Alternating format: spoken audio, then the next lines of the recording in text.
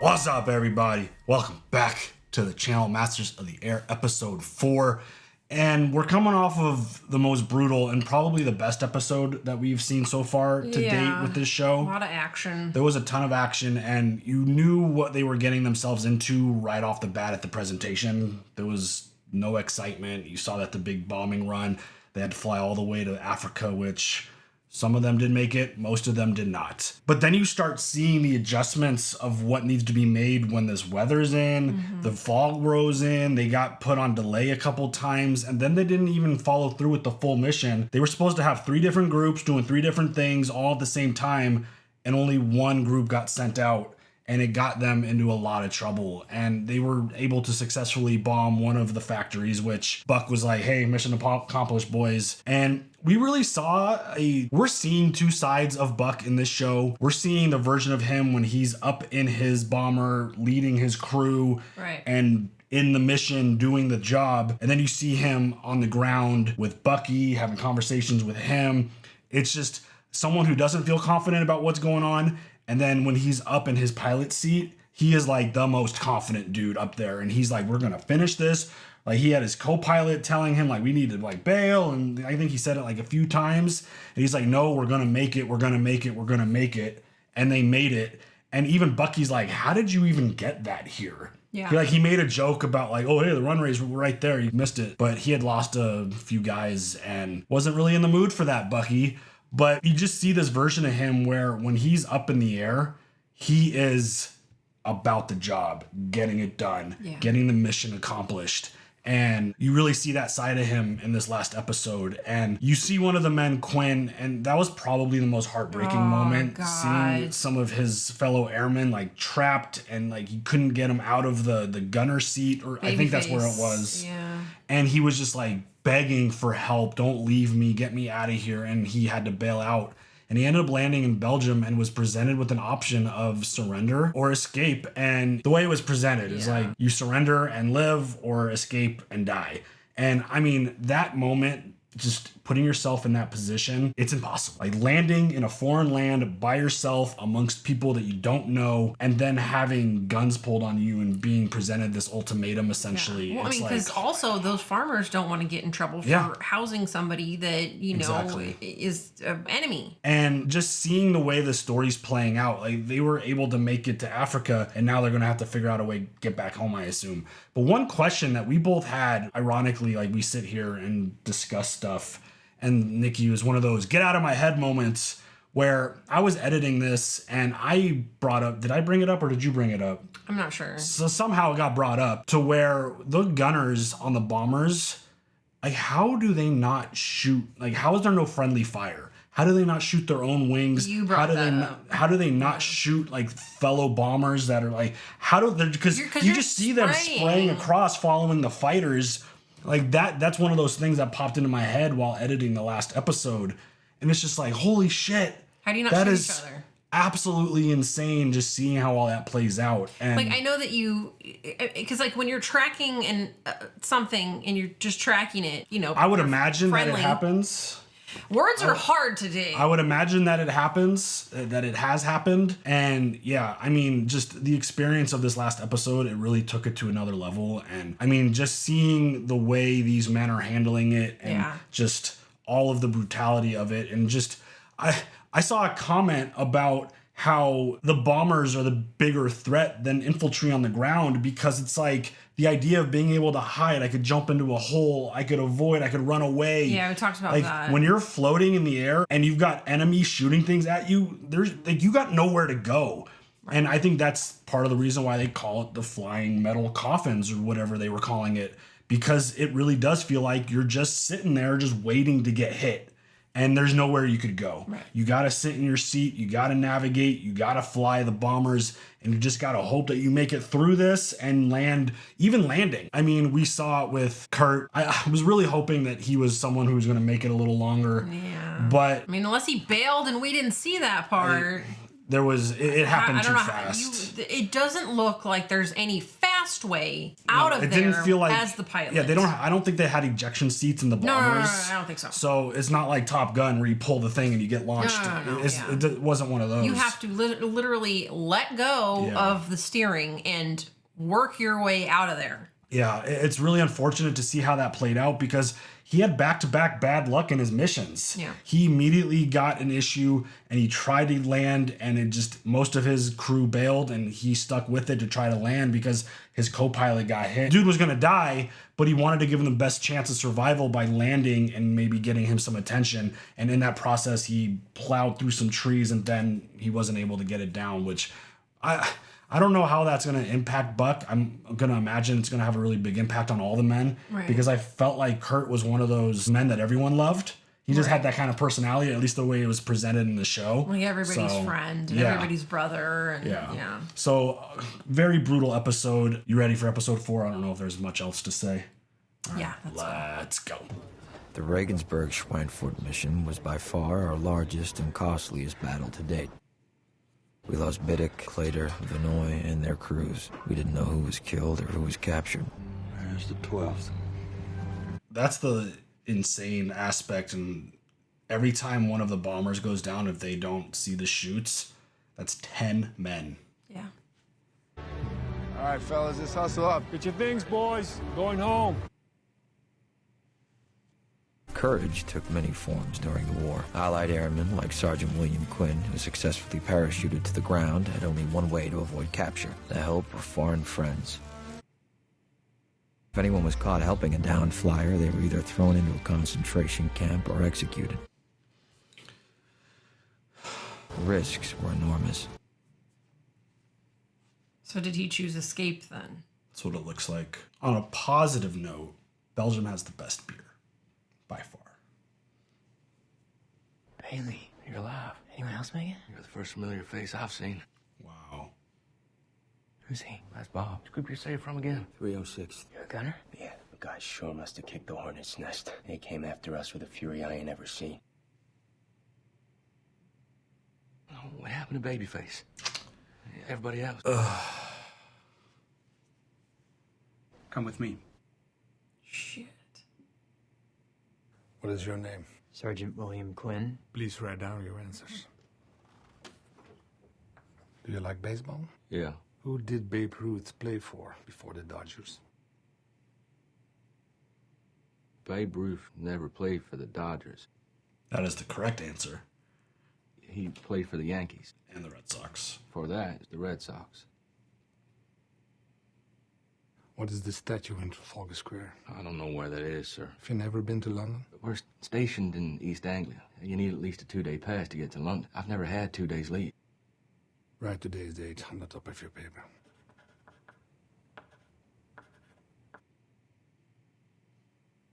What is your national anthem? Star Spangled Banner. Can you sing it? Oh, say, can you see? Just how proudly we hailed at the twilight's last gleaming, whose broad stripes and bright stars. You forgot. Well, I haven't been drilled that hard since my social studies final. You're telling me. I'm wondering what the point of that was. I'm scared for. Like, is that information that's going to get used against them? Or... Right. But I feel like if they're telling this story, that means they got out and they were able to tell somebody else what happened to them. No, good luck. Hey, you got one for me?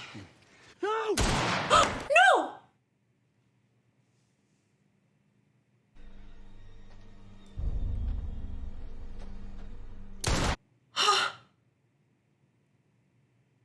Where did you do that? He was an infiltrator.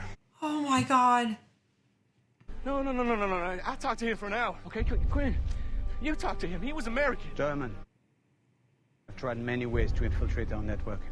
Oh, shit. You could have made a mistake. You don't make mistakes. That's why they were grilling them. Oh my To God. find out if they were truly American or not.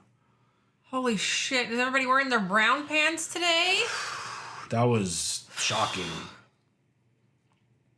I was not prepared for that. Shit. And obviously he was convincing because both of them were like, we spoke to this dude for an hour. Yeah. He was American. And they were like, nope. That's wild shit. Holy cow. I mean, I get it now. It makes sense. But, goddamn. You ask the question, I mean, what team did Babe Ruth play before the Dodgers? If a dude is from Germany, he probably won't know the answer to that.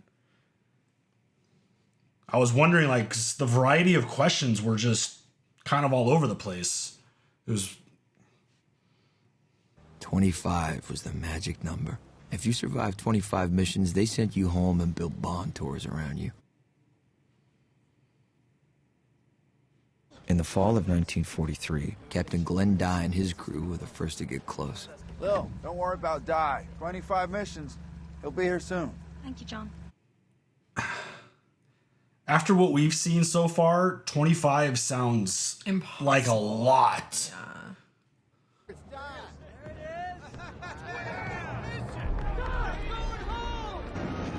Yeah.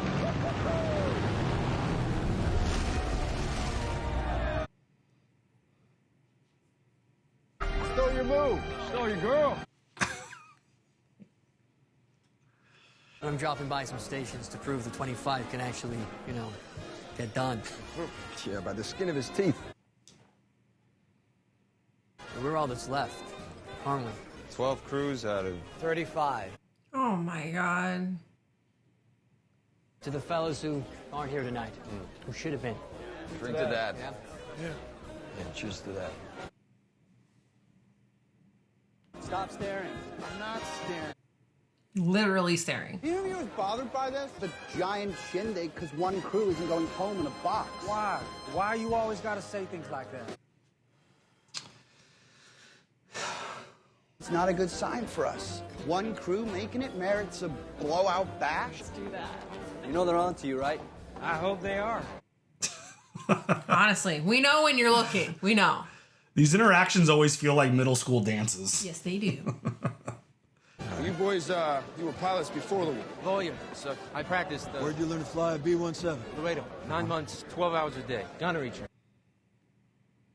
You boys, you come with a hell of a reputation. Talking about us flying in our skivvies, sir? I'm not following. Well, we were known for flying in our underwear. That's what the kids are doing these days. Texas, those forts get so hot you could fry an egg on the instrument. We hadn't heard about the underwear, but we heard you're outstanding pilots. Been requesting a combat position for months. Now that we're here, feels like we're actually gonna do something. Well, you'll do something, all right.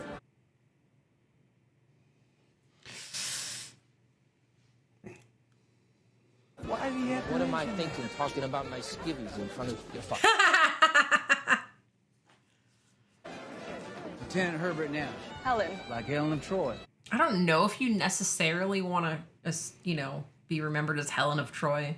That was a lot. I bet you give that look to any chump who wants some breakfast. I could be the last pretty face they ever see. Well, how am I supposed to tell? Whether you just feel sorry for me or you want to kiss me?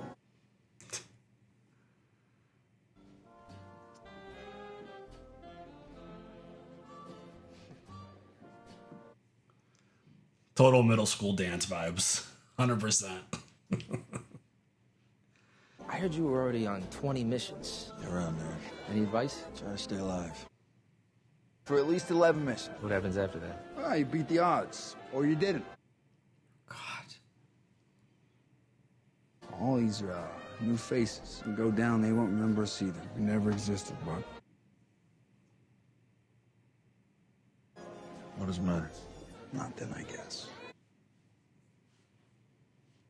I just had a mood-killing conversation with Doc Stover.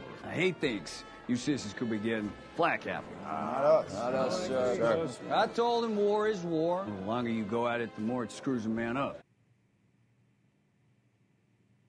Who the hell decorated this fiesta? Put together a committee, sir. The damn plane looks like it's in a nosedive.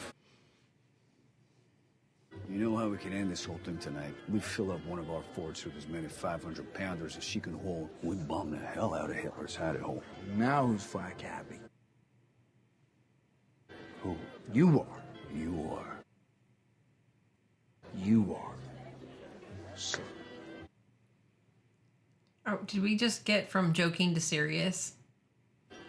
No. Okay, he's smiling. I'm like, did you just put your hands on like a officer who's higher rank than you? Like that? I mean, you know how Bucky gets. He has no real filter at all, so. He's a little sassy. I think the colonel ought to fix you up a weekend pass. You should come. London. Let's do it up, Buck. Paint the town red. Maybe next time. Me and me, Bo. Meatball. Want to dance? Oh, Meatball. Meatball did not like this. He looks fine. I want the dog to start doing his oh. Yeah, I wonder if he'll ever see any of the other guys again. Well, this is going down. I doubt it. But Henson got out. Yeah, sure Babyface found a way out.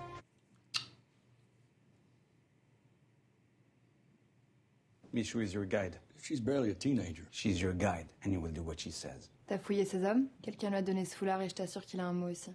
Give it to me now.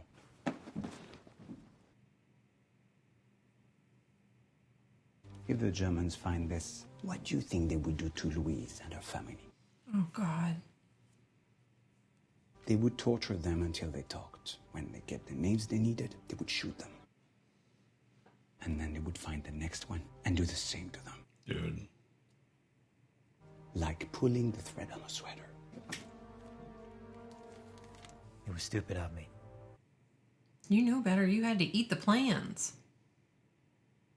Here, stupid means dead. So how did you end up in London? With this drink, you're buying light conversation, not a tale of woe. Well, I wasn't aware I was buying anything. So you'll not try and get him into bed? I hadn't thought that far ahead. I suppose if you were looking to buy, you could get one in Piccadilly. No need to come all the way to Hammersmith. Is that where I am? A major in the Air Corps, but not a navigator. No, pilot. You know how to tell if a man is a pilot? He'll tell you. My husband is a pilot. So you're married? How long have you been a soldier? Since before the war. How long you been out of Poland? Since the Germans invaded. Yeah, I saw the newsreels. That's why I joined up even before Pearl Harbor. An American hero. Where's the husband? Some pilots left to find another day. He stayed. He wanted to be a hero like you. He's either a prisoner of war or rotting in a potato field. That's sad. Maybe you are drinking his spirit now. Dang. Do you want to take me to bed? Take me dancing first.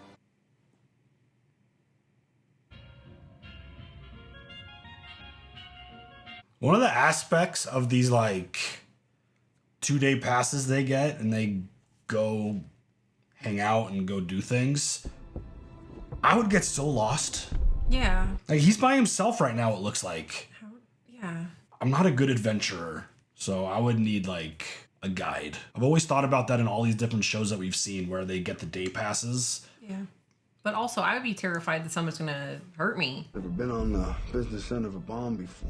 I've dropped a lot of those things. Probably done a lot of killing. Hell of a job.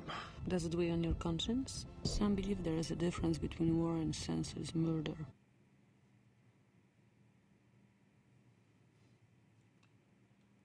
If there's any balance to all this, my ticket was punched a long, long time ago. There is no balance. Just one event after another. The worst come out untouched. The innocent dead. Hi. Hi. You miss me? All 4 hours we were apart. Well, this will be longer. How I manage? You might be the last pretty face I ever see. Don't say that. Damned if you ain't the prettiest. I will see you later. Does he not see her later? Our first attempt to bomb Bremen was a disaster, but that seemed a lifetime ago now. We were ready to try and hit those U-boat pens again. No one more than Major Clevin. Major, sir, I have a problem with the left magneto in number 2. I'm pretty sure it's just the points. I can fix them while you taxi. 3 engines? I can do this, sir. That's crazy. What, you gonna ride the wheel? Give it a whirl. I'm sorry? I'm so sorry. While you're taxiing, he's going to be fixing something, and then you just, what, drop him down? Fixing a magneto on the hard stand. Yeah, that's one thing. But on the move, Lemon says he'll do it, he'll do it. Please. Holy shit, dude. Going as fast as I can.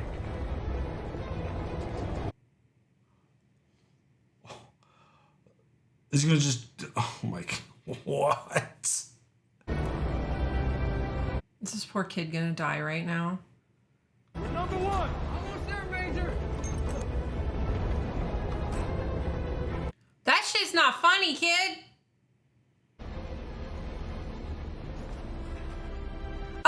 The back wheel, kid. Oh my God. Wow, dude. That's incredible. Did he fix it? He did it.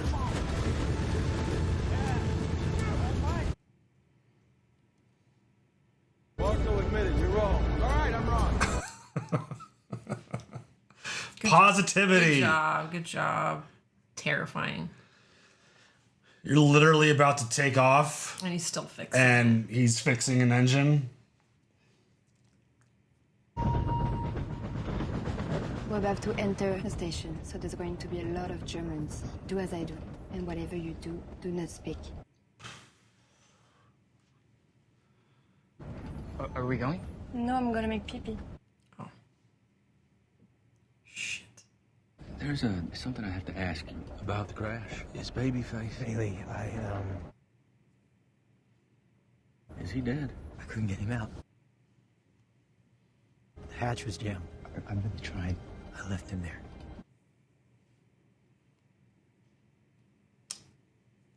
Little Babyface. I tried. I would have done the same thing.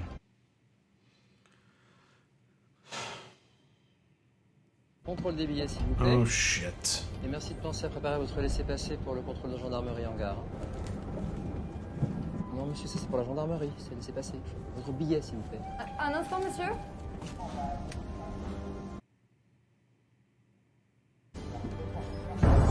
Mais qu'est-ce qui vous prend? Je te dis qu'ils étaient sourds, ils comprennent pas. Enfin, pourquoi ils s'en va là comme ça? Oh God. Stop running. You're going to turn around. Walk back calmly to the cabin. Do you have your ticket? Yes. Take it out. Holy shit. Oui, mademoiselle. Monsieur, quelqu'un a volé la valise d'une pauvre dame. Oui, un moment, mademoiselle. Asseyez-vous et restez calme. Bah, vous n'allez rien faire. Calme, très bien. Juste par là. Un petit voleur, vous verrez, il est rond. Don't do that again. Understand? I love that they had a backup. Dude, I'd be scared shitless and panicky too. You do anything like that again, I'll knock you out. Okay, I believe you. Clear the hard stand. Get ready, boys. As well. 13. Where are you, Buck? Oh God. 24 forwards, 13 maiden. 3 mechanical returns, that makes 8 lost. That's 80 men. Kidd and Blakely, DeMarco and Buck Clevin, too. What? Lieutenant Crosby? I'm sorry, son. Damn Bremen. Buck. What? Crosby too? Did you see any shoots? I only saw 4 shoots. That's all. There was a lot of confusion up there after the lead of the 350th went down. Our baby with Buck Clevin and DeMarco. The whole first element, Nash, and Spees too. I didn't see any shoots. Helen. It was hell up there that Lieutenant Nash didn't make it. I'm sorry.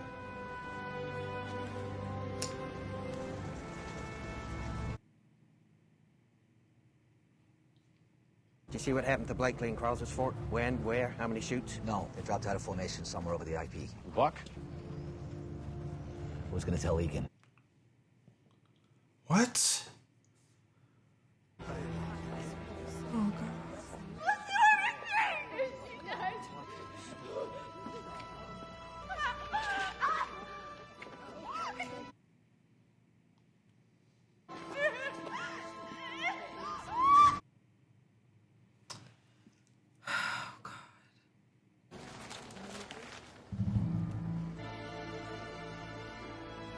Norfolk 7322, please. This is Bowman. Red, Egan here. How'd the game go yesterday? Not as well as we hoped. Was Buck in the lineup? Yeah. We have a good game? He went down swinging, John.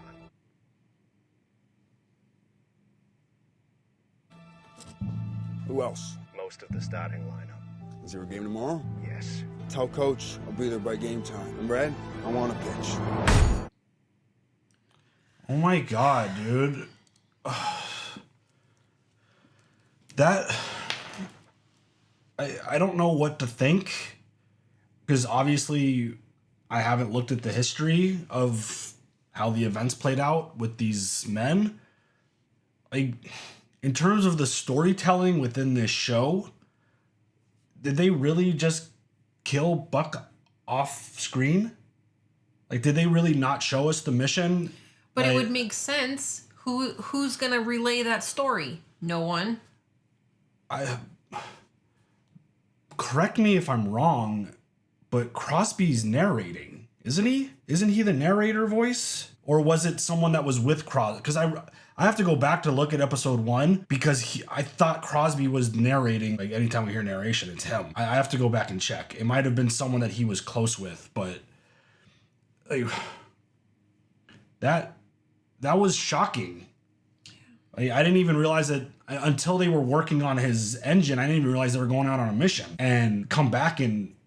How many was it? Was it 11? 8 missing. 8 missing. It's 80 men. That's just holy shit, man. Like, I don't know what to think after that episode because again, I don't do any research on this stuff until we watch because I don't want to watch the show. It's still a show that's telling us the story of what went down, and I always do my research after the fact to learn more about them. But Bucky's out on 2-day leave and all this is going down. Yeah. I need a little bit of a lesson on these leaves. Can you, like, if you're one of the top guys, like Bucky is. Yeah, you can just leave. Can you just leave when there's like a big mission? Like, do they have to grant the 2-day passes? Is that how that works? They do have to grant your pass, yeah. But wouldn't they wait until there was maybe some downtime? I don't know. I don't think there is ever downtime. I mean, think you just have to. Whatever that just keeps rolling. It's probably why you can't if go you're with on leave, someone. Yeah, if you're on leave, someone else takes your spot. Right. I mean, he asked Buck to go with him, and he turned it down. That's just horrifying to think that like, again, the way this story just played out in this episode, it felt, I don't know, like they had to have bailed out. They had to be somewhere trying to survive. That's where like my brain goes. That's why they didn't show it to us. I feel like in terms of the element of storytelling within this show, right? I mean, obviously this is true events. These are real men. These are real missions. This is real war. But they're still episodic episodes of a show to tell. Right. And I think that maybe it's just a swerve in the storytelling. We're going to like come up to the next. We don't watch the next on either. Like coming up on the show. We don't watch those. The next up. Yeah. Yeah. So we don't know what's coming up next. But my guess is that we're going to meet up with Buck and hopefully some other members of the crew out somewhere. They bailed out. They were one of the shoots that the men that came back. Yeah. So I'm hopeful about that. Me too. Like, we'll see. Too. But I mean, that element, because it felt like an episode that was building towards something that was going to set up for the next episode. And it kind of did that. I thought we were going to get another mission. Right. But they didn't show us that. It was more about like Bucky out on leave, doing his thing. It felt like he was, I mean, the girl that he was with asked him about his conscience and like dropping the bombs.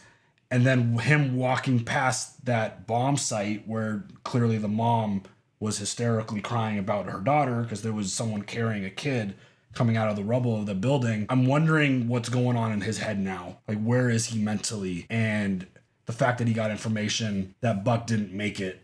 Yeah. I wonder where Bucky goes from here in terms of his mental approach to what they're dealing with. Because obviously he's going to cancel his leave and go home unless the day we saw him was his last night. But he's going to go back and go. I'm sure he's on his way back to base. Yeah.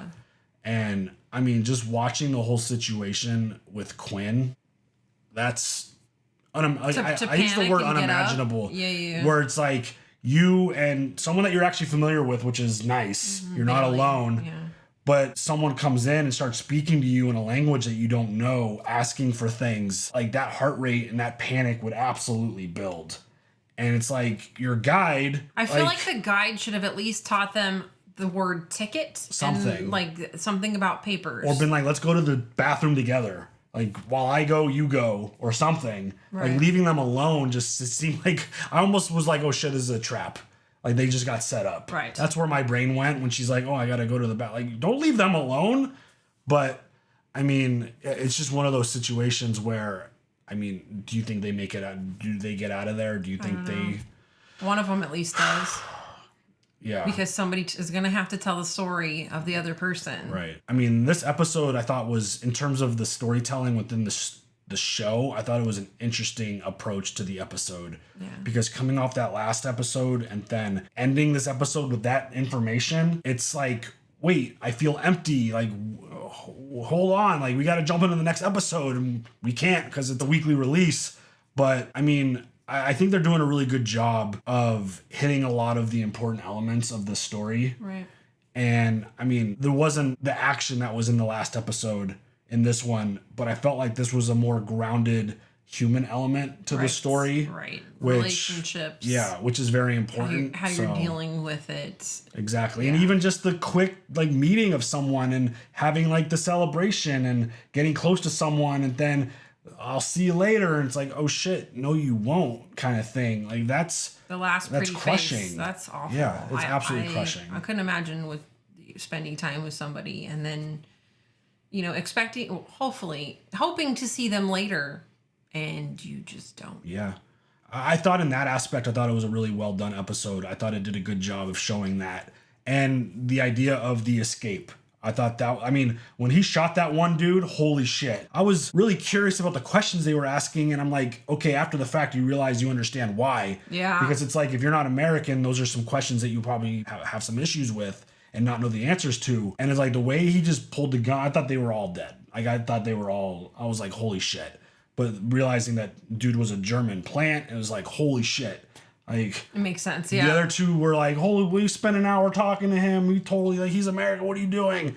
And then they got the information, like, wild. But overall, I thought that was another really well done episode. I think this show has done its job in terms of telling the story. And after the questions after episode 1, I feel like a lot of those are kind of erased now at this point. Right. And I think they're doing a really good job with this show. Same. Yeah, I agree. I like else? it a lot. Yeah. I'm just, this is sad. This is all sad. I don't really have a lot to say. Like, I'm not going to sit here and like joke or make light of any situation because it's just sad. Yeah, for sure. So, all right. You guys share all your comments. We'll see you guys later for the next one. Have a good one. Bye.